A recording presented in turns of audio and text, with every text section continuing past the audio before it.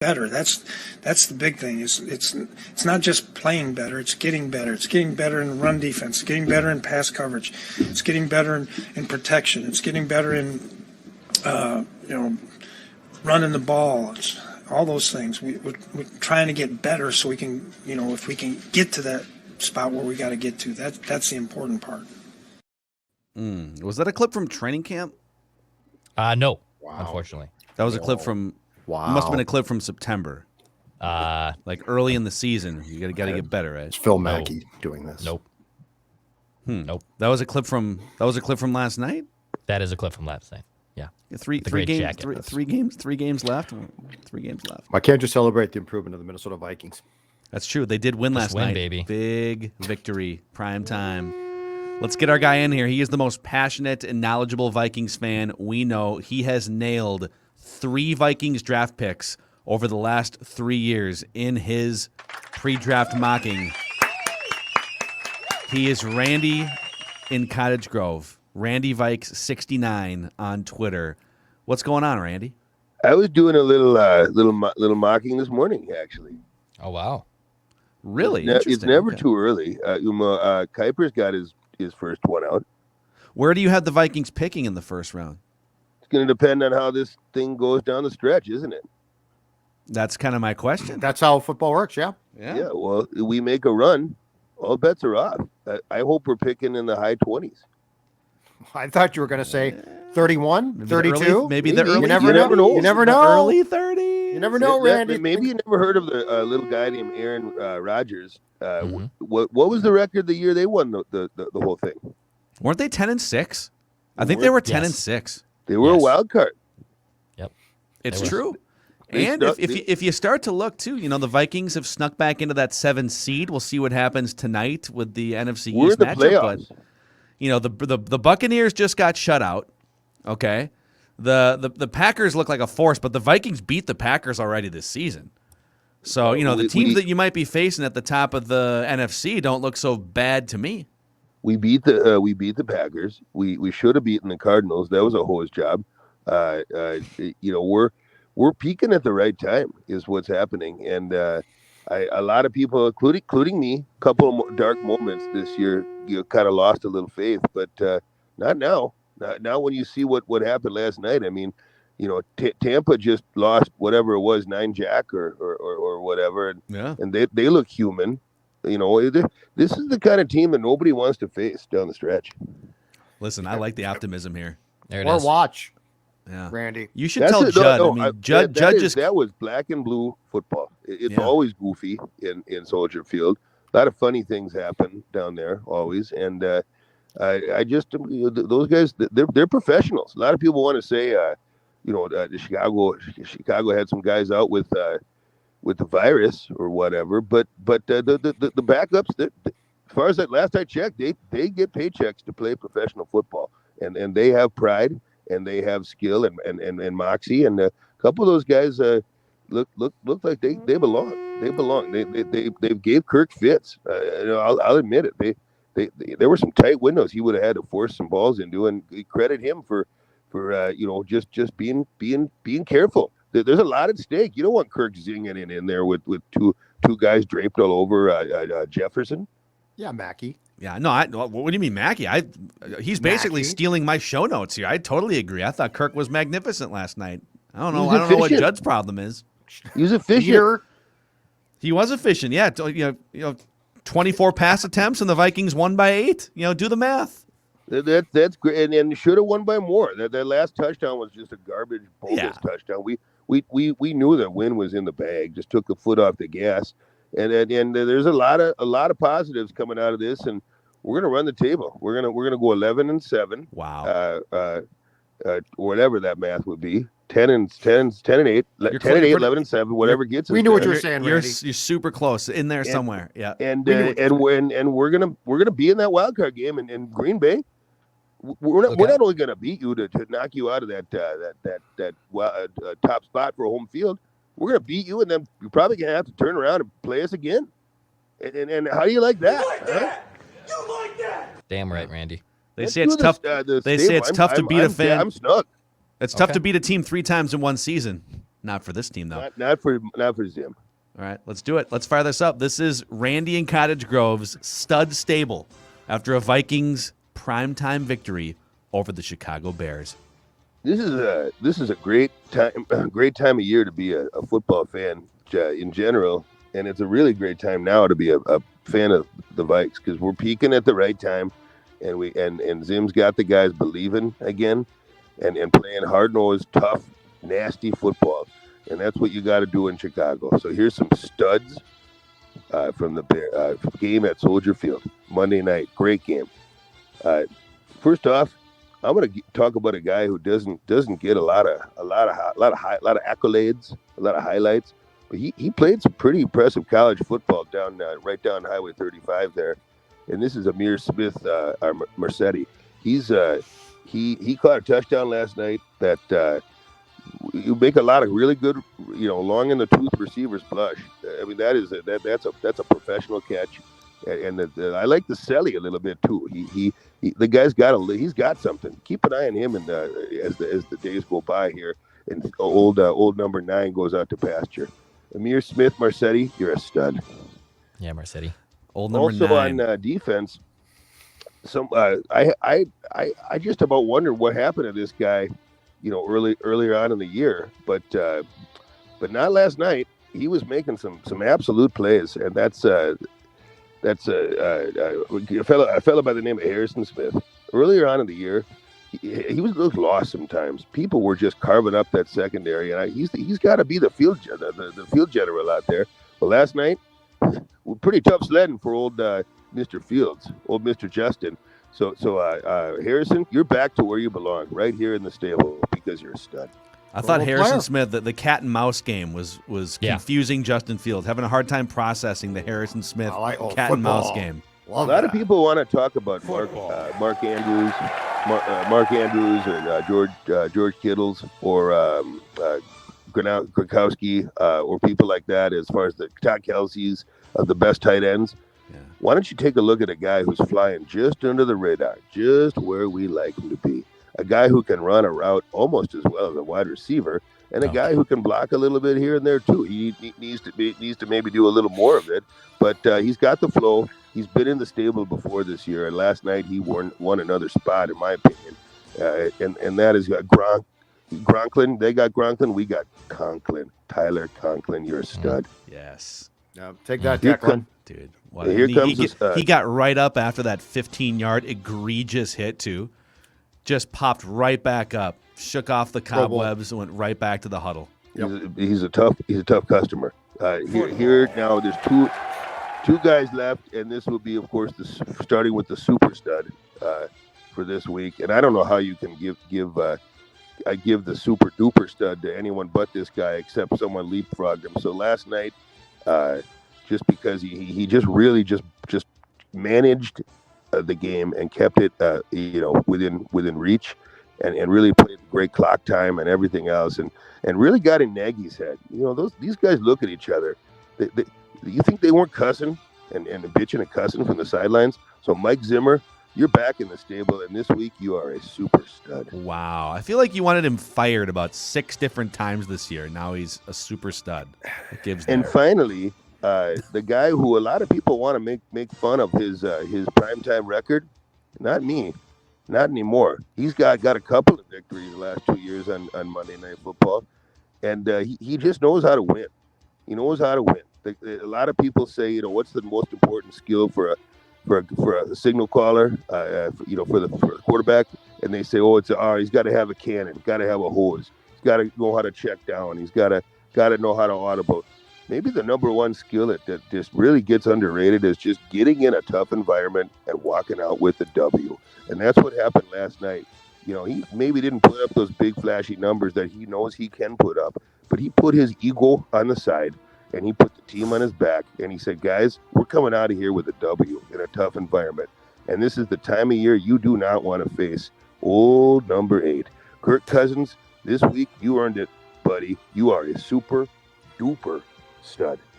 Yes. You like that? There it is. You like That is the Randy and Cottage Grove stud stable. And like usual, there's just no back and forth. He just He just leaves. No He want him? just hangs up. No He's gone. DJ, 3 Yeah. sacks last night. No love, man. Stud. 3 weeks ago, Randy on this same program started crying and demanded that Kirk and Zim be gone. And now look at him. Didn't he call him like a beta or something or soft? I can't remember what he called him. Bozo. A bozo. He's a He loves bozo. the word bozo. A bozo. You're the beta Bozo. guy.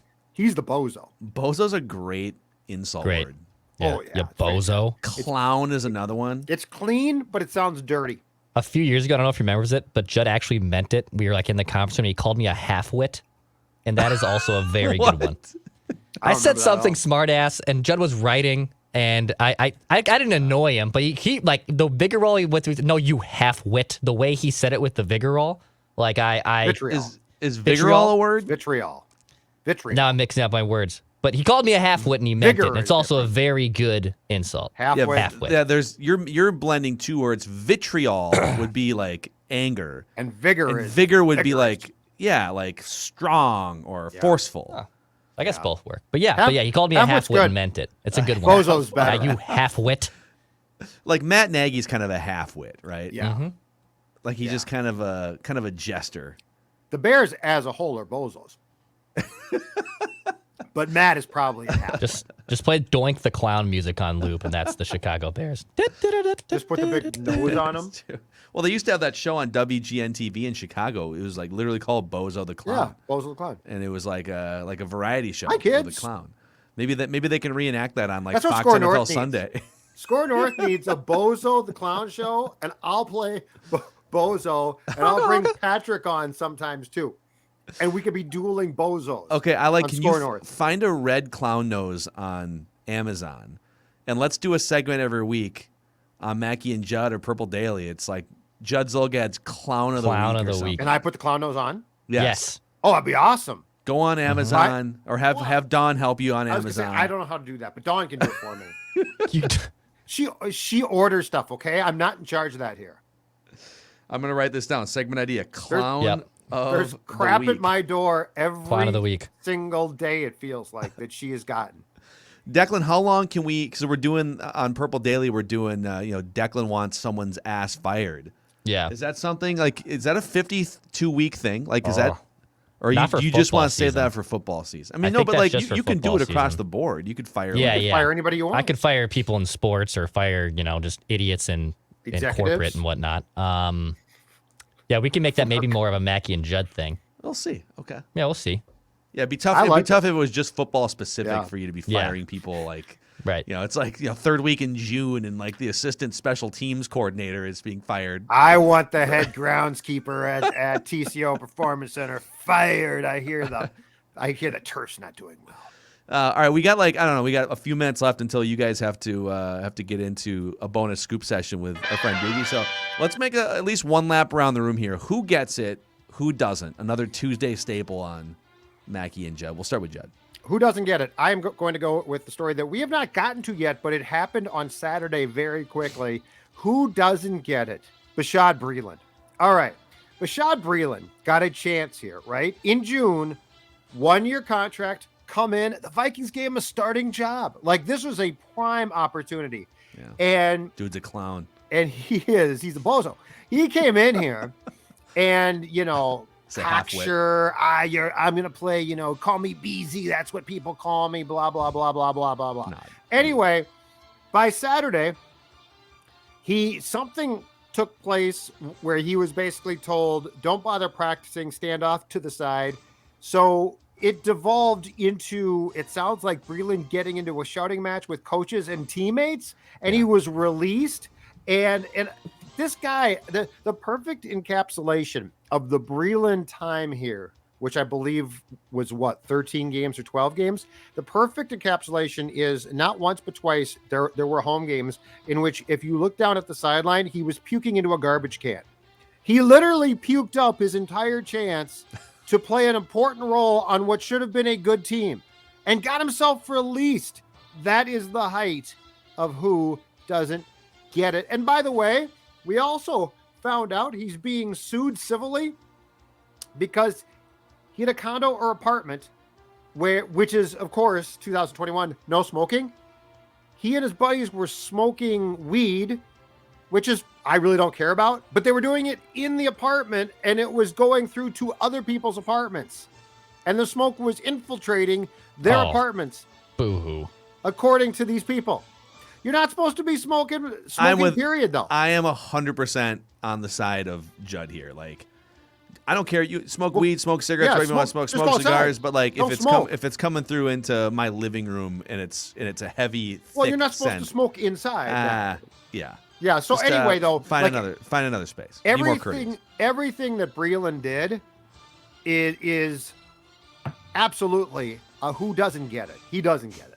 Sounds like Declan. I don't want to incriminate him here, but it sounds like Declan's fine with just people just like have smoking in the vents and other people's apartments and stuff. I'm okay with it. Doesn't bug me.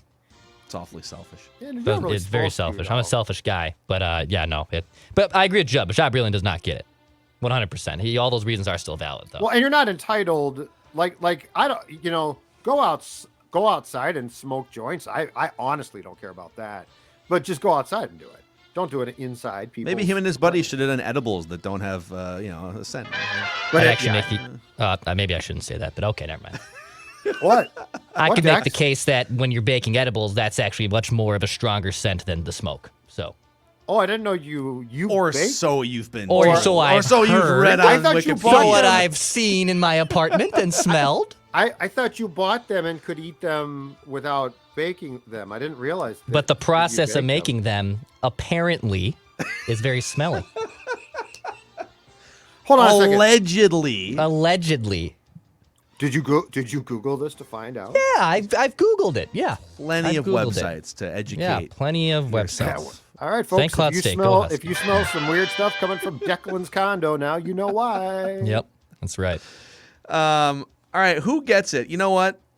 Judd's been trashing the Monday Night Football broadcast on every show that we've done so far in the last 24 hours. Terrible. But you know who gets it is Brian Griese.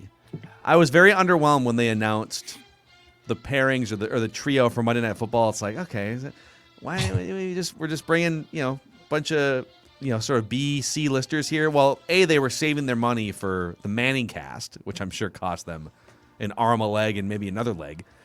But I didn't know that Brian Griese was just going to be slinging takes on these broadcasts. Last night, he spent the last 5 to 10 minutes of the fourth quarter calling for Matt Nagy to be fired. Straight up on the Monday Night Football broadcast. How many times, even like John Madden was opinionated, Troy Aikman's been doing this thing a long time, and Tony Romo. For jobs, though, you're right. Those guys don't go that far. And Brian Griese comes on, he's like, I don't know if a producer said, guys, we're a little bland here, especially without the Manning cast to back us up. Let's turn it into more of an opinionated talk show, which I think is the direction that sports broadcast should go in. Like, give me some takes, man. Don't sugarcoat it. If you think Matt Nagy should be canned, let's hear it. The whole Chicago fan base is listening. Let's do this. And he went there, and I thought it was great. So, Brian Griese, thank you for slinging takes on the Monday Night Football broadcast. Big fan. Just cooking up takes. I mean, if he's not going to sling takes, then like, how is he going to keep that job long term, anyways? Right? Yeah, like, you almost have to have takes. I'm telling you, man. Give me some moss in that booth. He would sling takes. Give me some moss Randy? in that booth. He would sling takes. I think he's good. He's very good. As a third guy. I think he's good. Yeah, third guy. I think you do need like. Yes. More traditional color commentator guy that can kind of like, I don't think Moss is the most organized guy all the time, and you can kind of tell like he's there to just like be goofy and sling some takes on the broadcast. I think he's doing what he's asked though, because my perception of him is he is a really brilliant player. So like I bet he could break down things. I bet he could. Yeah, absolutely. Really well if he wanted to. Yep. All right, Dex, who gets it, who doesn't? All right, speaking of cooking up things, I'll say who doesn't get it. Deep dish pizza. Deep dish pizza does not get it. And I know my old friend Rami Makloff is on a rampage back on I-94 right now to handcuff me out of this studio. I don't like deep dish pizza. It's a pie. I like pie, and I like pizza. I don't want this insane stacked layer of crap in my pizza. I don't want to sit down at a restaurant when you go to a deep dish place and they say, hey, by the way, when you put in this order for this deep dish pizza, it's going to take 50 minutes. I'm not sitting on my ass for 50 minutes for pizza. It's not what happening. else do you have to do? You just order a cocktail and chill out. No, I'm not waiting 50 some minutes wings. for pizza. It's not happening. It's an And then experience. for the Monday Night Football broadcast, for that to be brought in like, oh, Lisa Salters, well, I have sausage. I don't give a crap you have pizza. Call the football game. Call the football game. Deep dish pizza. I don't want anything to do with it. And I love pizza, but Dude, it's not pizza. It's disappointing. That's Not a pizza. disappointing take. Declan, sports son, I got one thing to say. Actually, a whole sentence. I've never been so proud.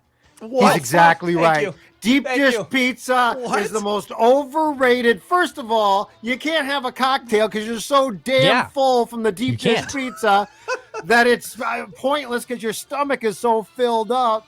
Pizza, thin crust, baby. Thin crust. Well, is I'm the not way going to to fight go. you on thin crust. I mean, I like all kinds of pizza, and I do love thin crust. Thin crust is my favorite if I'm only going to get to choose one, but I'm a big deep dish guy. And that Lou Yeah. Malnati's they were slinging on TV last night, I don't know if that was paid product placement or what that was, but that had my mouth watering. When it requires Oh, a no. fork and knife to cut into, that's pie.